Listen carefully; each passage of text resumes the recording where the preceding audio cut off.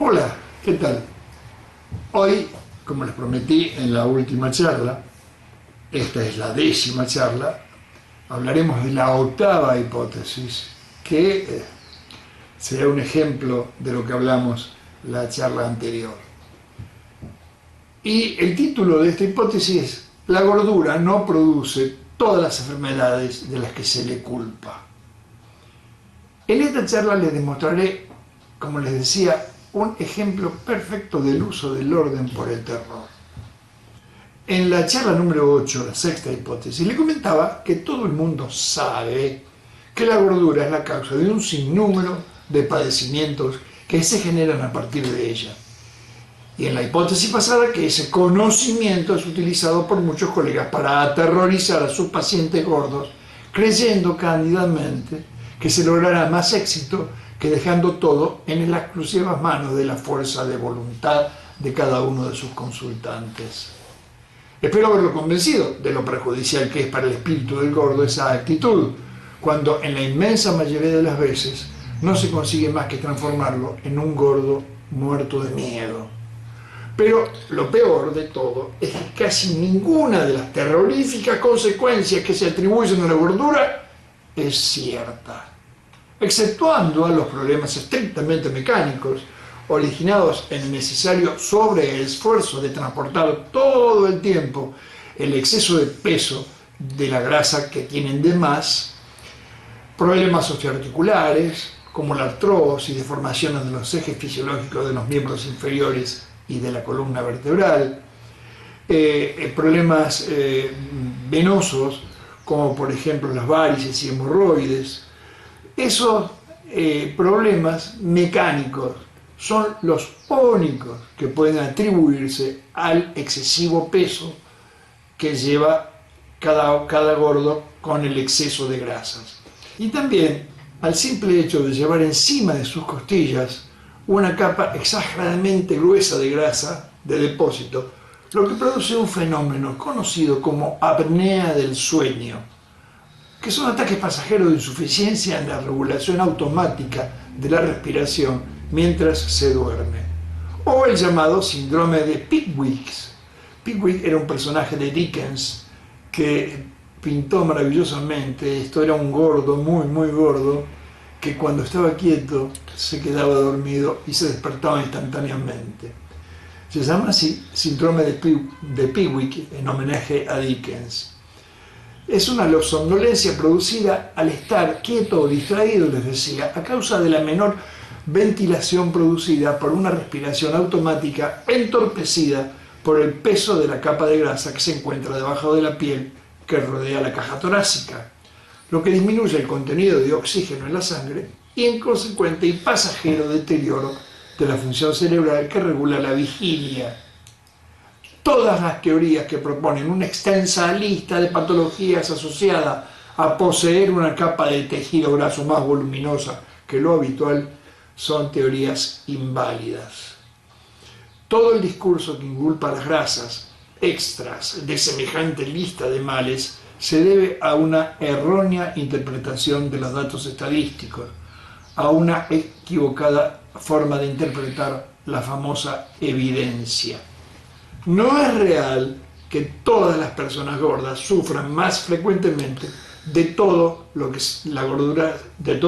a la gordura se le atribuye: diabetes, trastornos de las grasas en sangre, hipertensión. En una población de gordos hay tan solo muy pocos más diabéticos e hipertensos, por ejemplo, que en una de delgados.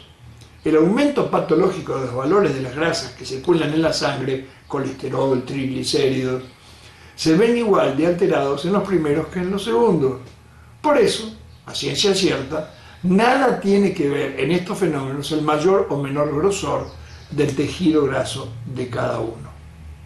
Aunque en realidad los gordos padecen un poco más de algunas cosas de este tipo, pero no es por la gordura que portan, sino por los alimentos que deben consumir para procurarse o mantener esa gordura. Este concepto es muy importante, aunque podría decirse de él que no es más que una especulación, un razonamiento especulativo, pero ya se verá que no lo es para nada. Todos, absolutamente todos los gordos, Lo están porque comen mal. Invariablemente comen mal. Algunos comen muy mal. Muchos de los delgados lo son por varias razones, incluso porque algunos de ellos comen bien. Para explicar mejor esto último, digamos que hay, a mi modo de ver, 4 tipos de delgados. Los delgados genéticos, los delgados instintivos, los delgados ocasionales y los delgados culturales. Veamos cada tipo. Los delgados genéticos son aquellos que, a causa de las intrincadas combinaciones de genes que le han dado origen o algún error en la combinación, tienen una incapacidad para acumular grasas de depósito. No importa cuán bien coman, y en general comen tan mal como los más gordos de los gordos, han nacido sin el protector tejido que puede acumular energía para utilizarla cuando el aporte exógeno escasee. Son casi siempre personas de aspecto lánguido, macilento. Generalmente ellos tienen tanto o más conflictos que los gordos en lo que se refiere a su estructura corporal, a su aspecto. Los gordos al final pudiesen tener un cuerpo armónico y hasta esbelto, si su genética es favorable, si se lo permitieran. Mas los delgados genéticos no pueden hacer nada, absolutamente nada para lograrlo, si es que opinaran que la estética del cuerpo que Dios les dio no les gustase. Y cuando pretenden lograrlo, lo único que consiguen es empeorar la situación. Una persona delgada, pero de cuerpo muy magro, pretende solucionar su conflicto engordando, como dicen ellos. Para eso, hacen todo lo contrario que los gordos que están en plan de adelgazamiento. Engullen cuanto carbohidrato se les pone enfrente y solo lo tienen van y los buscan. Están tan subyugados por la científica idea de que comiendo mucho se engorda, que ellos intentan realizar la experiencia para resolver su conflicto. Pero se sienten defraudados. O sea que cuanto más y peor comen, más flacos se ponen, cosa que los desconcierta y desconcierta a la mayoría de mis colegas. A fines de los años 70 llegó a mis manos un librito que promocionaba una dieta que en esas épocas era famosa, por lo menos acá en todo el occidente, la dieta médica Skardel. En el capítulo 13 de la edición en castellano y en la página 148, su autor contesta una supuesta pregunta que una paciente le había hecho alguna vez sobre qué podía hacer ya que era muy delgada y quería aumentar de peso. La respuesta me consternó.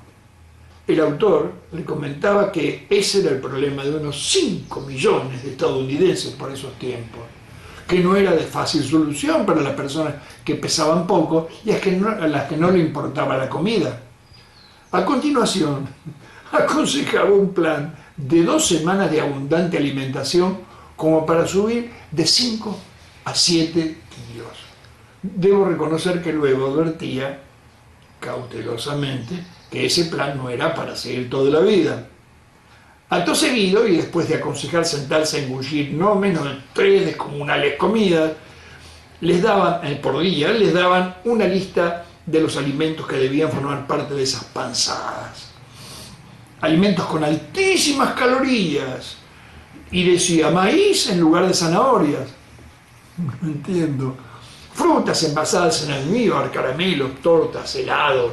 Agregue crema y azúcar a los cereales, etcétera, etcétera, etcétera. Mi pobre colega Tarnover, ese era el autor del libro, no sé en base a qué evidencia suponía que si una persona delgada, magra, preocupada por su aspecto, comía lo que los gordos engordaría, valga el juego de palabras. Muchos de mis pacientes flacos, que en todos estos años me consultaron con el objeto de engordar, como dicen ellos, me han contado experiencias parecidas con los médicos a los que previamente habían consultado. Curiosamente, y contrariando lo que aparentemente sería de sentido común, el resultado siempre había sido un empeoramiento de su condición, cosa que los descorazonaba. La explicación de ese fenómeno es la que sigue. Cuando incorporan a su dieta habitual una enorme cantidad de carbohidratos, lo hacen a expensas de disminuir, generalmente en forma muy fuerte, la provisión cotidiana de sustancias plásticas, proteínas y grasas. De hecho, muchas veces directamente las excluyen de su dieta. No pueden acumular exceso de hidratos de carbono porque carecen genéticamente del tejido adiposo que se encarga de ese vital trabajo. Y encima, como están carentes de aminoácidos y ácidos grasos, se los piden prestados sus músculos, exactamente igual que como vimos en la sexta charla, en la cuarta hipótesis, por lo que lo único que consiguen es enflaquecer aún más. Y obviamente desmejorar aún más su aspecto. A su momento veremos qué hacer ante estos casos. Hay solución, no se desesperen. Por supuesto que hay delgados genéticos, que gracias a una muy buena contextura ósea y muscular, también heredada, poseen cuerpos envidiables e inclusive algunos lo tienen más gruesos de lo que quisieran. Para hacer todo más fácil de entender, se me ha ocurrido que es interesante dividir a los 4 tipos de delgados en 5 grupos, de acuerdo a su aspecto físico. Los muy magros, los usuales, o armónicos, o esbeltos, los gruesos y los muy gruesos. El segundo tipo de delgado, habíamos dicho, son los delgados instintivos. Son personas que solo Dios sabe por qué comen tan solo lo justo y suficiente de las sustancias plásticas y energéticas que necesitan para vivir en salud, por lo que no teniendo oportunidad de acumular carbohidratos, ya que consumen solo lo necesario, mantienen un cuerpo óptimo toda su vida. El tercer tipo de delgados será los delgados ocasionales o transitorios. Yo denomino así a aquellos que permanentemente realizan un gran consumo energético metabólico mientras mantienen una cuota alimentaria adecuada a las demandas. Los grandes fumadores, deportistas de alta exigencia, trabajadores encargados de labores que requieren mucho esfuerzo físico, padecientes de enfermedades muy prolongadas. Pero una vez que cambian sus condiciones, dejando de fumar, por ejemplo, o de hacer deportes, o sanando, siguen incorporando alimentos en las cantidades anteriores, por lo que ahora comienzan a ahorrar energía y engordan.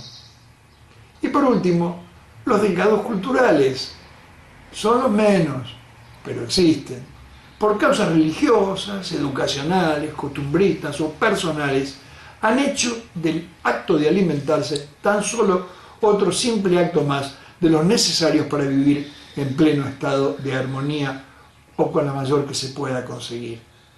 Después de muchos años descubrí que son los únicos que tienen derecho a ser sanamente envidiados. Todas estas disquisiciones parecen intrascendentes. En fin, ¿qué importa si todos creen que es la gordura la generadora de un sinfín de patologías, si es lo que a los gordos en general les ocurre realmente? ¿Qué importa diferenciar si es la gordura en sí o son los alimentos que los gordos deben consumir para conseguirla o mantenerla? Espero convencerlo de que el haber aclarado todo este tipo de cosas que he escuchado en esta hipótesis es de gran importancia. En general, los delgados del primer tipo, los genéticos, a causa de todo lo erróneo que escuchan o leen sobre el origen de tantas patologías asociadas a la gordura, están totalmente convencidos de que están exentos de tanto riesgo. Se sienten vacunados de tantas malas consecuencias que produce la gordura. Ha de conocer usted a un buen número de ellos que comen casi en forma desafiante una impresionante cantidad de pésimas cosas, escudándose en la falsa pero tranquilizadora idea: si a mí no me engordan. Todos los envidian, especialmente los gordos. Pero al principio de estas charlas les comentaba que yo no entiendo por qué se los envidia. Convencidos de que la gordura es la gordura y no la mala alimentación la causante de todos los males asociados a ella, el que se mal alimente porque no engorda, aunque no engorde, también está expuesto a las consecuencias de esa mala comida. Pero peor, los gordos, aunque más no sea de vez en cuando, se someten a cuidados alimentarios, a veces hasta por largos periodos, de los que han consumido anfetaminas, ya hablaremos más adelante. Los yo como de todo pero no engordo, así todo junto, yo los llamo así, los yo como de todo porque no engordo, no lo hacen nunca, y como generalmente se sienten bien, esas patologías comienzan a dar síntomas cuando llevan años de instaladas, ni siquiera concurren con alguna frecuencia a algún médico con el objeto de controlar su salud. Y cuando sienten que algo los obliga a consultar, vamos, no es lo mismo llamar a los bomberos cuando apenas se siente un leve, raro y desacostumbrado olor a humo que cuando la mitad de la casa se encuentra en llamas.